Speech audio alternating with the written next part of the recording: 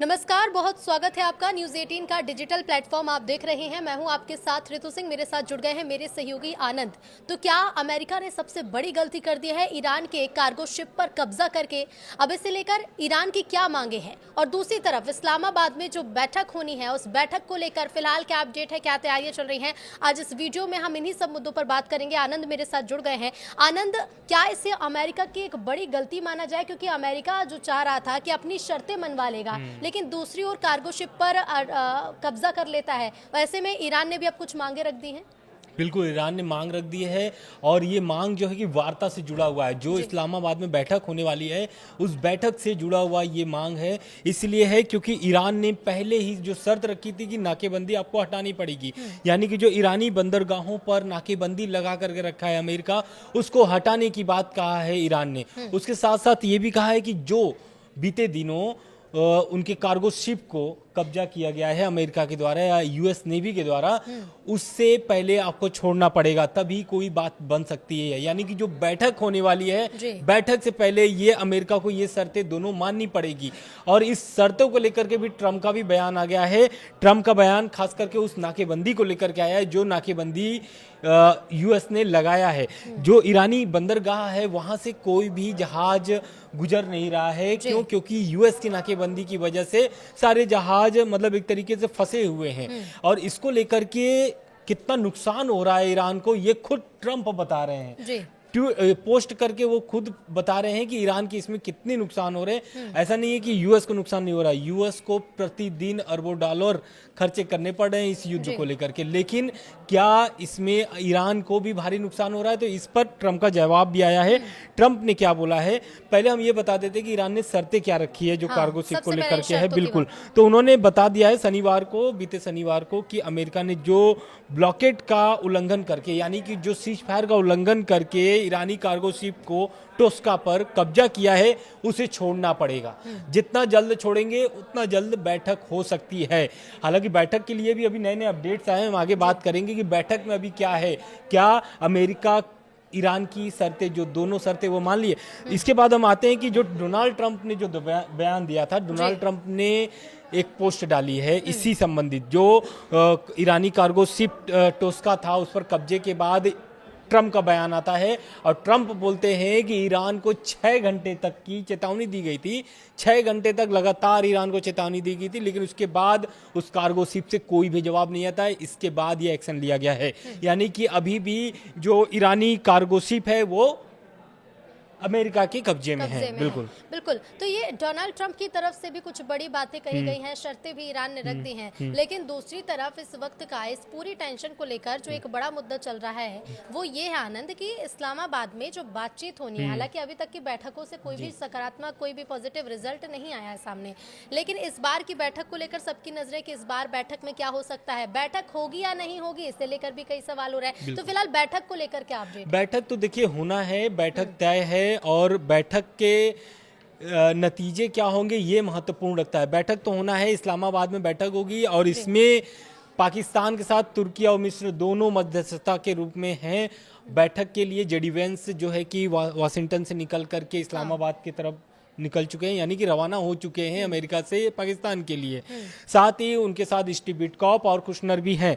लेकिन साथ में जो इसके पहले जो ट्रंप ने पोस्ट किया है, खास करके उस पे हम थोड़ा जोर लगा डालते हैं, क्योंकि जो डोनाल्ड ट्रंप ने कहा है कि अमेरिका ईरानी जो बंदरगाह है उस पर जो नाकेबंदी लगा करके रखा है वो तब तक नहीं हटाया जाएगा जब तक ईरान के साथ कोई समझौता नहीं हो जाता है। यानी वो साफ तौर से बोल रहे हैं कि पहले आप डील करो, तब जाकर के आपके नाकेबंदी हटेगी। यानी कि उसे एक जरिया ट्रंप ने बना लिया। बिल्कुल। साथ ही उनका एक बयान भी है, उस बयान में वो साफ तौर से तो नहीं कहा है, लेकिन हाँ उन्होंने ये कहा है कि युद्ध खत्म करने के लिए दूसरे दौर की बातचीत होगी या नहीं होगी, ये सस्पेंस बना हुआ है।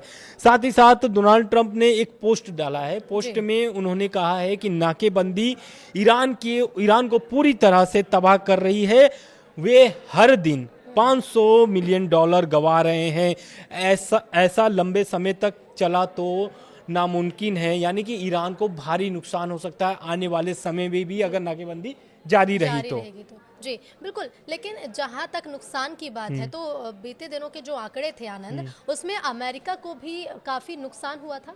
बिल्कुल, अमेरिका को भारी नुकसान सहना पड़ा है क्योंकि जब से स्टेट ऑफ हॉर्मुज ईरान की तरफ से बंद किया गया है, तब से कोई भी जहाज वहाँ से गुजर नहीं रहा है। और आपको भी पता है कि 20 से 25% जो है कि व्यापार होते हैं पूरी दुनिया के इसी स्टेट ऑफ हॉर्मुज से। तो उससे आप आकलन लगा लीजिए कि अमेरिका को अभी कितना भारी नुकसान सहना पड़ा है। यही कारण है कि जो ईरानी बंदरगाह है वहाँ पर यूएस का नाकेबंदी है कि अगर अमेरिका को नुकसान होगा तो ईरान को भी नहीं छोड़ेंगे। और उनके इस पोस्ट में दिख भी रहा है कितना भारी नुकसान ईरान को प्रतिदिन हो रहा है। वो ट्रंप खुद बता रहे हैं कि $500 मिलियन प्रतिदिन नुकसान सहना लेकिन पड़ा ये ईरान नुकसान को। और बढ़ सकता है कि बिल्कुल। आनंद, क्योंकि एक तरफ देखिए अमेरिका का साफ कहना ये है कि जब तक समझौता नहीं होगा तब तक ये नाकेबंदी नहीं हटेगी। ईरान ये कह रहा है कि हम बातचीत ही तब तक नहीं करेंगे जब तक आप नाकेबंदी नहीं हटाते हैं। तो हम कह सकते हैं कि ये जो नाकेबंदी वाली स्थिति है ये लंबे समय तक खिंच सकती है। बिल्कुल खिंच सकती है क्योंकि ट्रंप भी उधर एक तरीके से प्रेशर क्रिएट कर रहे हैं कि जब तक आप डील नहीं करोगे तब तक कोई भी नाकेबंदी नहीं हटाई जाएगी। बिल्कुल। जी, लेकिन अब देखिए बैठक की जो संभावना है उसे लेकर सुरक्षा भी बढ़ा दी गई है। बैठक में अमेरिका के जो प्रतिनिधित्व करने वाले जेडी वेंस, उन्हें लेकर क्या अपडेट है इस बैठक में शामिल जेडी होने वेंस को देखिए जो कि पाकिस्तान के लिए रवाना हो चुके हैं। साथ ही साथ ये खबर भी आ रही है कि इस्लामाबाद जो वार्ता है उसमें नया ट्विस्ट देखने के लिए मिला है। खबर यह है कि ट्रंप जो है इस बैठक में यानी कि जो इस्लामाबाद में वार्ता होने वाली है उसमें शामिल हो सकते हैं, लेकिन वो शामिल होंगे तो वर्चुअली शामिल हो सकते हैं। उनकी जो प्रेजेंस है यानी कि मौजूदगी उनकी बिल्कुल इस्लामाबाद में ऑनलाइन, हाँ ऑनलाइन वो शामिल हो सकते हैं, ऑनलाइन जुड़ सकते हैं। और न्यूज एजेंसी राइटर के मुताबिक अगर बात करें तो एक पाकिस्तानी सूत्र ने कहा है कि बातचीत के आगे बढ़ रही है और बुधवार को होने वाली पूरी संभावना है, यानी कि ये जो बैठक होने वाली है ये कल के डेट में, यानी कि कल बुधवार है, कल ये बैठक होने की पूरी संभावनाएं नजर आ रही हैं। इस बीच ट्रंप का वार्ता में शामिल होने का एक बड़ा अपडेट है क्योंकि अब ईरान ने भी इस्लामाबाद आने के लिए हामी भर दी है।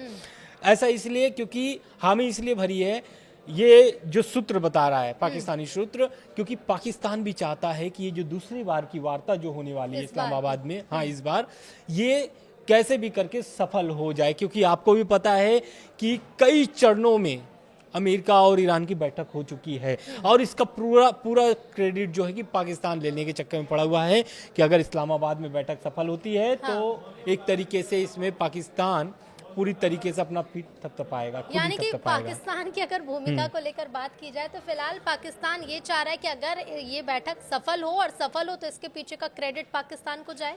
बिल्कुल क्रेडिट, और ये ट्रंप भी एक तरीके से जो रणनीति अपना रहे हैं उसमें यही दर्शा भी रहा है क्योंकि देखिए मुनीर को एकदम आगे रखे हुए हैं, जो उनके सेनाध्यक्ष हैं आशिर मुनीर, उनको आगे रखा गया है। और इस बार जो बैठक होने वाली है इस बार भी वो ही मध्यस्थता के रूप में होंगे दोनों तरफ से।